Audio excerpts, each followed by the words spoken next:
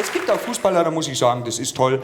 Da habe ich wirklich, das finde ich klasse, die vertreten einen schon toll im Ausland auch. Und da bin ich stolz drauf, wenn Fußballer zum Beispiel Englisch sprechen. Manchmal. Lothar Matthäus zum Beispiel. Lothar Matthäus, auf den bin ich wieder stolz. Also, muss ich sagen, wenn der war bei den New York Metro Stars und da hat er den bedeutenden Satz geprägt, I look not back, I look in front. Ich versuche das gesamte Interview nochmal originalgetreu wiederzugeben. Ich habe es nachgegoogelt. Es war ungefähr so. Mr. Matthäus, how do you do? How do you feel after the game? Thanks for the after question.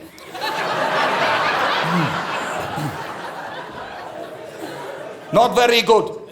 I have really such a neck. Ich hab echt so einen Hals. What the referee has whistled, this was really the last. Echt, I beg it not. He wants to hit us over the ear. Pardon? Der will uns übers Ohr hauen. But the referee did a good job, don't you think? How please? I love me dead. This referee has full one on the waffle. Pardon? Der hat voll einen an der Waffel, ey. He goes me intelligent on the alarm clock. Der geht mir echt gescheit auf den Wecker. But he's one of the best referees in the world. Ach, tell me no cheese. Sir, yes, a chicken laughing. Da lachen ja die Hühner. He whistles such a weak sense together. Weak sense? Schwachsinn pfeift er. I think me kicks a horse.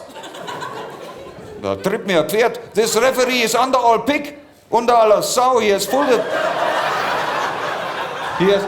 the tomatoes on his eyes. That makes me fox devils wild.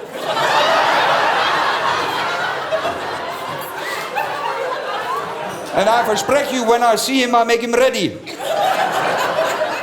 No, really, what too much is too much. I know me out in football. No one can reach me the water so quickly. And I say, this referee has not all the cups in the board.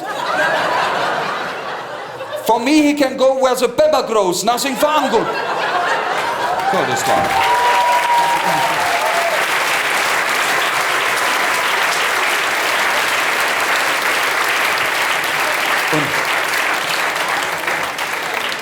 Und dann kommt wieder täglich oder so Waldis WM-Club.